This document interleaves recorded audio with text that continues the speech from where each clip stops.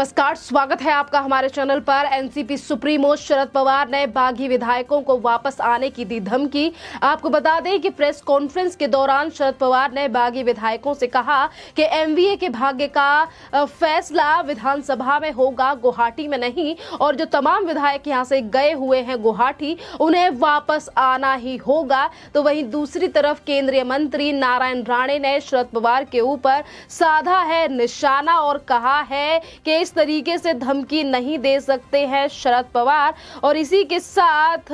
नारायण राणे ने कहा है कि बागी विधायकों को धमकी ना दे शरद पवार, इसके परिणाम भुगतने होंगे। और इसी के साथ उन्होंने कहा है कि बागी विधायकों को जब वापस आना होगा वो आएंगे, वो उन पर, ये उनका फैसला है, वो आखिरकार कब वापस आएंगे। आपको बता दें कि जिस तरीके से महाराष्ट्र में जो सियासी संकट है वो लगातार बढ़ता जा रहा है। बात अगर एमवीए सरकार की करें तो एमवीए के जो विधायक हैं वो लगातार घटते जा रहे हैं और इसी को लेकर धमकियों का सिलसिला भी अब महाराष्ट्र की राजनीति में शुरू हो चुका है। और यही बड़ा कारण है कि जिस तरीके से कल प्रेस कॉन्फ्रेंस के दौरान शरद पवार ने अपने ही यानी कि जो बागी विधायक हैं उनको इस लहजे में कहा कि उन विधायकों को वापस आना ही पड़ेगा जो कि गुवाहाटी में जाकर बैठे हैं, जहां एक तरफ अपने विधायकों को धमकी दी है वापस आने की शरद पवार की तरफ से, यानी कि जो शिवसेना के विधायक हैं, और वहीं दूसरी तरफ शरद पवार ने भारतीय जनता पार्टी को ठहराया है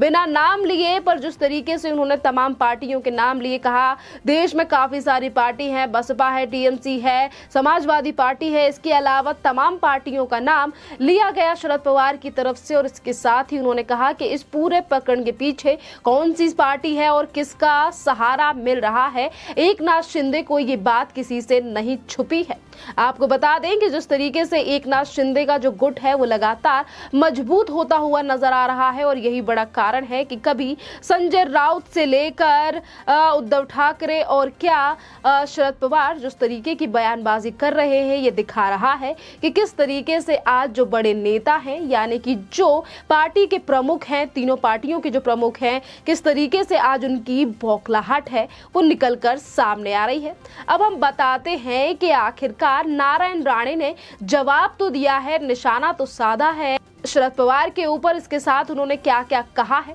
दरअसल नारायण राणे ने निशाना साधते हुए 2 ट्वीट किए और दोनों ट्वीटों में उन्होंने क्या लिखा है मैं उन दोनों को आपको पढ़ के बताती हूं कि किस तरीके से निशाना साधा गया है नारायण राणे की तरफ से शरद पवार के ऊपर। जिस तरीके से शरद पवार ने एकनाथ शिंदे के गुट के विधायकों को वापस आने की धमकी दी है और कहा है कि वो वापस आए विधानसभा में और एमवीए सरकार जो है वो अपना बहुमत जो है वो साबित करेगी। खैर, हम पहले बात करते हैं नारायण राणे के ट्वीट में आखिरकार है क्या। बीजेपी नेता नारायण राणे ने 2 ट्वीट किए थे। इन दोनों में उन्होंने एनसीपी सुप्रीमो शरद पवार पर निशाना साधा। ट्वीट में लिखा था कि अघाड़ी सरकार अपनी सुविधा और स्वार्थ के लिए तैयार की गई सरकार है, इसीलिए काम और उसकी बढ़ाई ना करे। कुछ लोगों ने कई बार बगावत की है, उस बगावत जा इतिहास पूरे महाराष्ट्र को मालूम है। गणमान्य व्यक्तियों को धमकाना उचित नहीं है।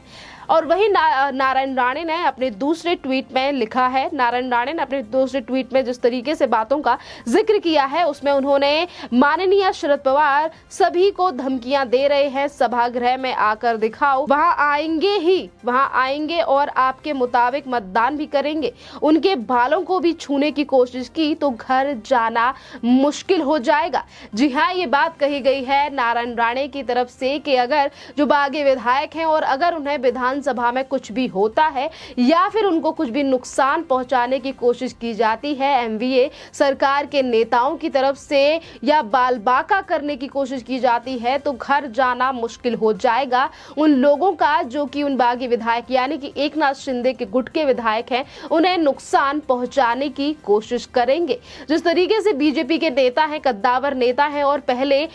शिवसेना के ही नेता रह चुके हैं, महाराष्ट्र के पूर्व मुख्यमंत्री भी रह चुके हैं नारायण राणे, और जिस तरीके से उन्होंने बिना नाम लिए इतिहास के बारे में भी चीजों को बताया है कि किस तरीके से शरद पवार से लेकर तमाम जो लोग हैं वो किस तरीके की राजनीति आज तक महाराष्ट्र में करते हुए आए हैं। खैर, अगर हम बात करें एकनाथ शिंदे की, क्योंकि एकनाथ शिंदे भी शिवसेना के बड़े कद्दावर नेता हैं और आज अगर उन्होंने बगावती सुर छेड़ दिए हैं, आज के क्या इस पूरे प्रकरण को 4 से 5 दिन हो चुके हैं और 12 से ये बगावत शुरू हुई थी जो कि अब 50 पर पहुंच चुकी है, क्योंकि एकनाथ शिंदे की तरफ से दावा किया गया है कि उनके पास 50 विधायकों का समर्थन है। और यही बड़ा कारण है कि आज किस तरीके से संजय राउत जो है वो नारायण राणे के ऊपर ये आरोप लगा रहे हैं और उनकी तरफ से कहा गया है नारायण राणे ने शरद पवार के लिए धमकी दी है, यानी कि केंद्रीय मंत्री आपके धमकी दे रहे हैं। और इसी के साथ संजय राउत ने मीडिया से वार्तालाप बात करते हुए इन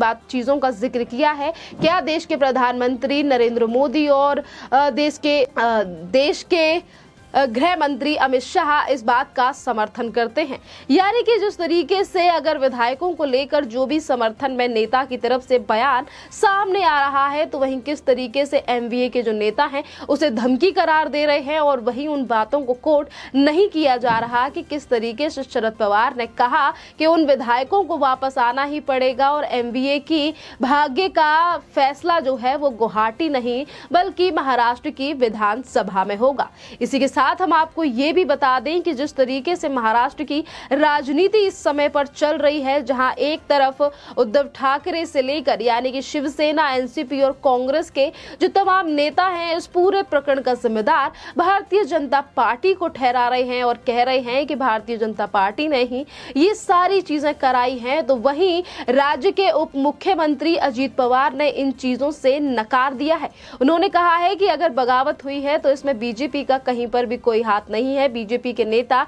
ऐसा नहीं कर सकते। तो इसी के साथ शरद पवार ने कहा है कि वो अजीत पवार के बयान से सहमत नहीं है। अजीत पवार महाराष्ट्र के बाहर के जो बीजेपी के नेता हैं उन्हें नहीं जानते हैं, पर मैं अच्छी तरीके से जानता हूं। आज अगर एकनाथ शिंदे की तरफ से ये बगावत की गई है और बगावत के क्या कारण है वो भी उन्होंने बताए हैं कि किस तरीके से राम मंदिर का मुद्दा शिवसेना का था, शिवसेना के बड़े नेता रह चुके हैं एकनाथ शिंदे, और किस तरीके से उन्हें राम मंदिर जाने से रोक लिया गया और सिर्फ आदित्य ठाकरे को जाने दिया। और इसके साथ ही तमाम बातें उन्होंने गिनाई हैं, कारण उन्होंने गिनाए हैं कि किस तरीके से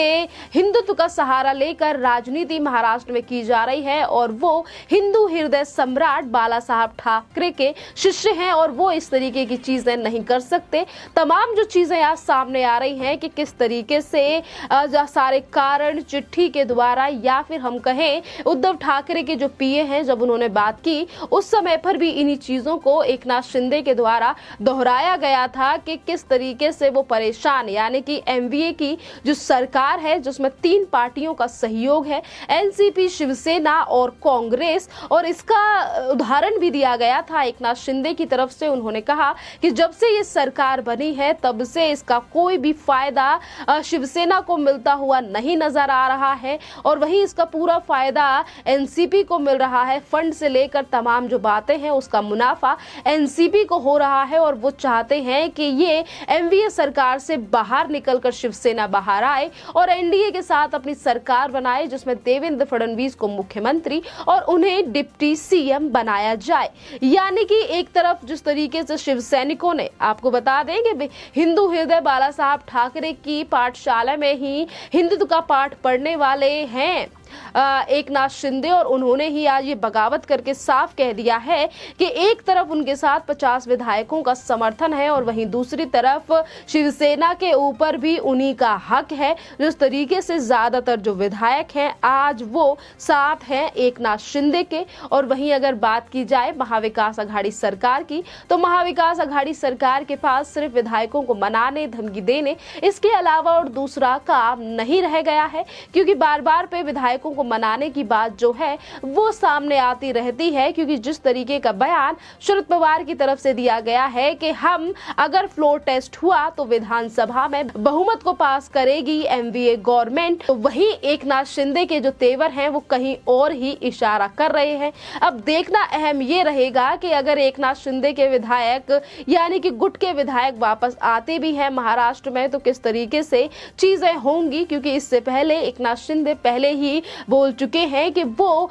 महाराष्ट्र के राज्यपाल से मुलाकात करेंगे और तीनों चारों पार्टियां अगर राज्यपाल से जाकर मिलती हैं, खैर इस समय पर राज्यपाल को कोविड है और वो अभी किसी से नहीं मिल सकते, अगर प्रेस कॉन्फ्रेंस के द्वारा भी ये सारी चीजें की जाती हैं तो देखना काफी ज्यादा अहम हो जाएगा कि जहां एक तरफ एमवीए सरकार जो है वो लगातार इस बात पर जोर दे रही है कि अगर फ्लोर टेस्ट हुआ तो उनकी सरकार नहीं जाने वाली है, बहुमत का आंकड़ा पार करेगी, तो वहीं दूसरी तरफ एकनाथ शिंदे को लेकर महाराष्ट्र में देखे जा रहे हैं कई जगहों पर पोस्टर जिसमें लिखा हुआ है कि आप आगे बढ़िए और हम तुम्हारे साथ हैं। यानी कि एक तरफ जो गुट बन गया है अब एकनाथ शिंदे का, जिस तरीके से पोस्टर और समर्थन लोगों की तरफ से दिख रहा है एकनाथ शिंदे और उनके इस कदम को लेकर मुश्किल ही चीजें लग रही हैं कि शायद ही वो वापस एमवीए सरकार का हिस्सा बने, क्योंकि जो कारण उनकी सरकार को छोड़ने के थे, जो बगावत करने के थे, वो पहले ही बता चुके हैं। और जिस तरीके से चीजें अब देखी जा रही हैं, कहीं ना कहीं ये चीजें सामने आ रही हैं कि एमवीए की सरकार जो है वो पूर्ण तरीके से अब गिर सकती है, क्योंकि अब कोई भी कारण नहीं रह गया है महाविकास अघाड़ी का महाराष्ट्र में, क्योंकि 50 से ज्यादा विधायक अगर टूट चुके हैं एमवीए सरकार से तो अब उनके पास बिल्कुल भी बहुमत का आंकड़ा नहीं रह गया है, जिसकी वजह से वो महाराष्ट्र में अपनी सरकार जमाए रखे। खैर, इस टॉपिक पर आपका क्या कहना है आप हमें कमेंट करके जरूर बताइए। धन्यवाद।